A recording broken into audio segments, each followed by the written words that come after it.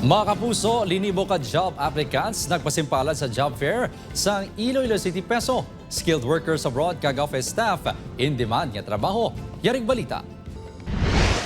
25 katuig nga na preso ang 64 anyos nga si Albert sang Barangay Santo Rosario Duran, Iloilo City. Mayo sumula nga tuig ini nakagwa.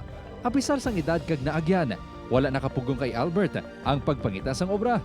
Isa ini sa nagpadulong sa Iloilo City Charter Day Job Fair kay Inasangaga sa isa ka mall sa Iloilo City proper. Tamo pala ng edad ko, gusto ko gid makapagtrabaho, mabuligan ko man ang kabulingon ko, may ara ko blastaran nga akon gid.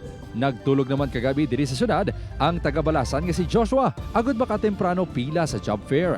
Fresh graduate ini sa kurso nga mechanical engineer. Nagpakasakali lang ko nga apply diri sa job fair sa Peso. So para maka-gain sang experience kag gusto ko makaobra ng adaan to support with my family. Si Albert kag Joshua ang duwa sa masobra 2,000 ka job seekers nga nagpakigbahin sa job fair. Suno sa head sang Iloilo City Peso, in demand nga trabaho sa lokal amo ang office o kun admin works. Samtang sa abroad, amo ang skilled workers, kasubong sang drivers. Rising gid ang aton nga mga accountants, no? In need ang mga accountants. At the same time, need naman ang mga restaurant services naton. Sa skilled workers, drivers, gid ang pinaka number 1. Number 2 is ang aton nga mga SMAW or ang shield metal welders naton. And number 3 is ang aton nga mga carpenters. As of 3 p.m., 118 na ka-job seekers ang hired on the spot.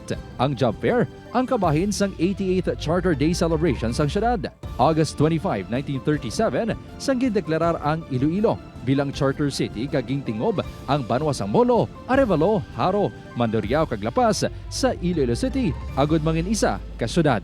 Kim Salinas, 1 Western Visayas.